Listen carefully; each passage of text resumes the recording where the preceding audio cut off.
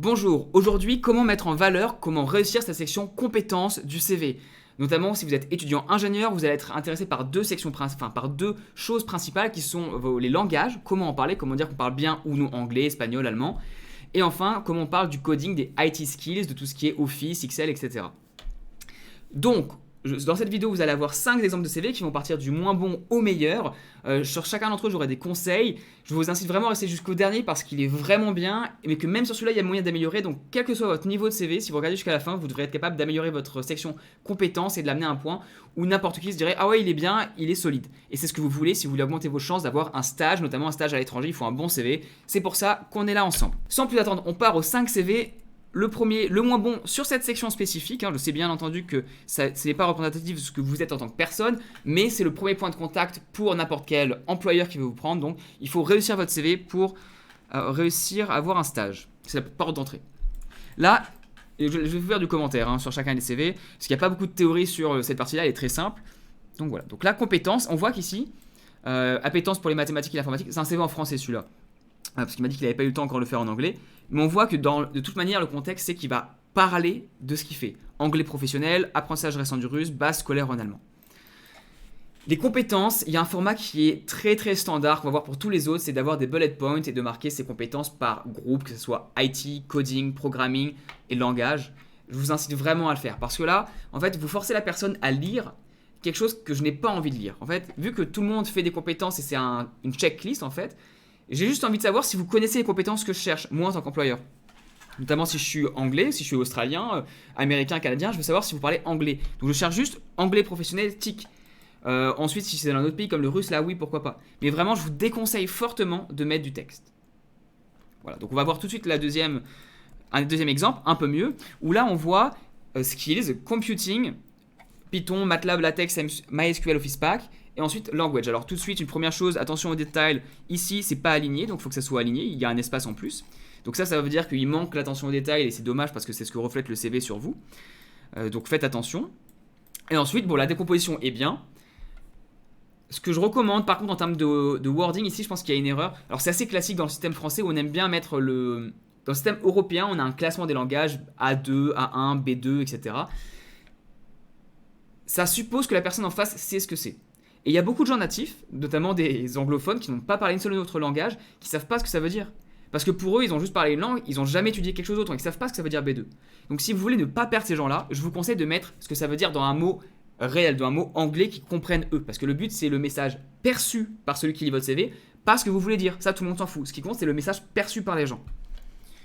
Donc, French, mother tongue, c'est bien. Ce que je recommande pour gagner des caractères et être plus simple, c'est de mettre native, N-A-T-I-V-E, c'est-à-dire natif. Anglais, là au lieu de B2+, tu mets fluent, F-L-U-E-N-T, c'est le mot classique. Et ensuite, il y a toujours des questions sur est-ce que vous mettez des langues que vous ne parlez pas. Personnellement, mon point de vue est assez clivant. Je dis qu'il ne faut pas les mettre. Parce que si vous ne parlez pas une langue, ça ne sert strictement à rien de le mettre, même si vous êtes débutant. Cela, à l'exception des gens qui sont dans le voyage, dans le tourisme ou qui veulent travailler dans un pays donné, si vous parlez un peu allemand, autant le mettre si vous voulez postuler en Allemagne. Ça sert à rien de ne pas le mettre, ça serait dommage, ça serait stupide même. Mais à part ça, si vous voulez avoir un stage dans un pays anglophone, mettez anglais en premier, parce que c'est ce qui intéresse la personne qui vous lit.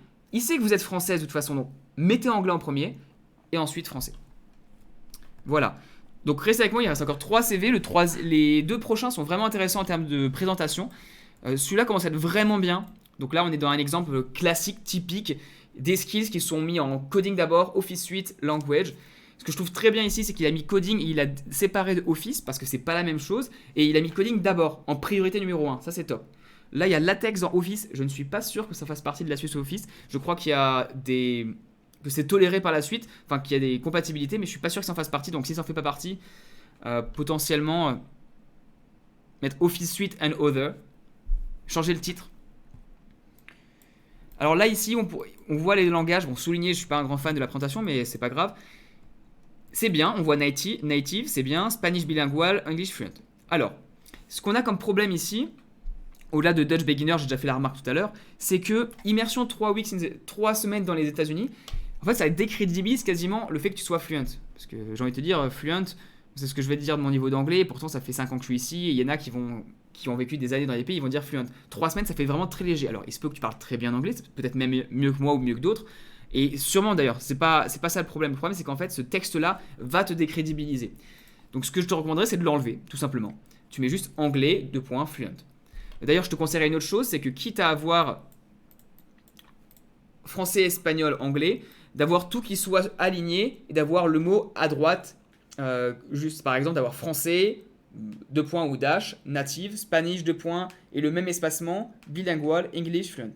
Pareil, pour la dernière remarque, pour faire comme pour l'autre CV, je te conseille de mettre, si tu postules en Angleterre ou dans un pays anglophone, de mettre anglais en premier, après français, espagnol.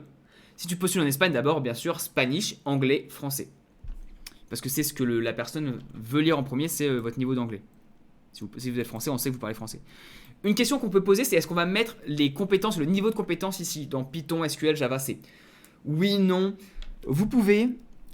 Si ça va être trop confus, au pire, le mettez pas, c'est pas grave. En fait, vous êtes assez jeune, vous êtes étudiant, donc c'est pas grave si vous le mettez pas.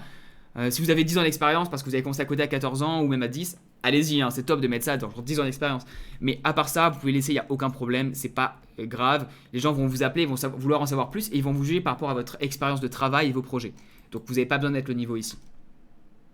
Voilà, là on arrive dans les 2 derniers CV, on commence à avoir des choses un peu différentes, c'est assez cool de voir ça, surtout sur des CV ingénieurs, c'est pas classique. Donc là on voit skills, quelqu'un qui a mis une présentation d'abord, qui dit qu'il est spécialisé sur tout ce qui est signal processing, acoustic engineering, et ça correspond. Donc on aime ou on n'aime pas, moi je trouve ça assez sympa, ça dénote, c'est différent et surtout c'est propre. Et donc à partir du moment où c'est propre, j'ai aucun problème avec des nouvelles façons de faire, au contraire.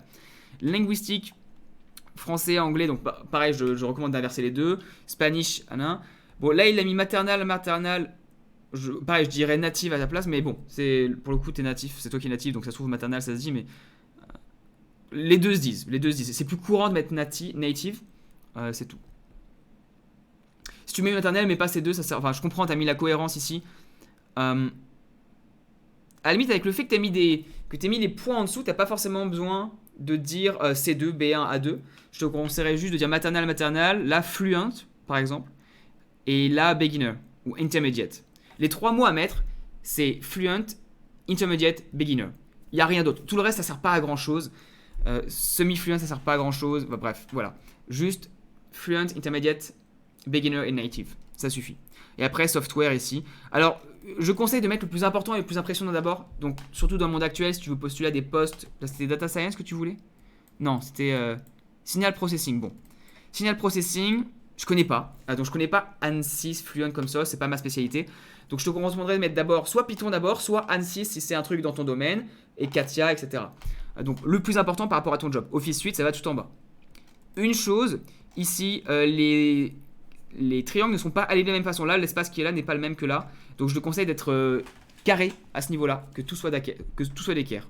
Parce que voilà, pareil, c'est attention aux détails. Voilà, donc là c'était le 4e. Et le dernier CV qui est vachement beau, je trouve. CV de Inès. J'ai toujours beaucoup aimé la charte graphique de celui-là. Hein.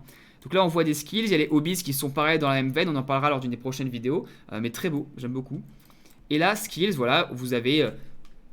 c'est intéressant la façon dont on a mis, il a mis des skills personnels d'abord et ensuite Excel, PowerPoint et des styles de coding. Alors sur les langages, j'ai rien à dire, c'est très bien. Sur les skills, je te recommanderais... C'était Inès, je crois. Yep, que je dis pas de bêtises, ouais. Inès, je te recommanderais de mettre d'abord tes skills. Bon, tu peux mettre tes skills personnels, mais ensuite de faire limite 2 autres catégories. L'une coding et l'autre, enfin l'une coding, Python, Latex, LTSpice, Katia, MATLAB. Et ensuite, avec la même séparation que tu as mis, Excel, PowerPoint, Word, Office. Enfin, t'as pas besoin de dire Office, mais Excel, PowerPoint, Word. Parce que les skills de coding sont vachement supérieurs aux skills normaux. C'est-à-dire que si tu es un étudiant qui vient de n'importe quelle école de commerce, il sait faire Excel, PowerPoint, Word. Même des gens qui n'ont pas fait d'école de commerce, d'ingénieur et autres, ils savent faire ça. Si tu mets coding d'abord, ça c'est quelque chose qui est plus rare, plus valuable. Donc mets ça. Une note, tu mets I for detail. Et ensuite, je sais pas d'ailleurs si c'est un S ou pas for details, mais c'est autre chose.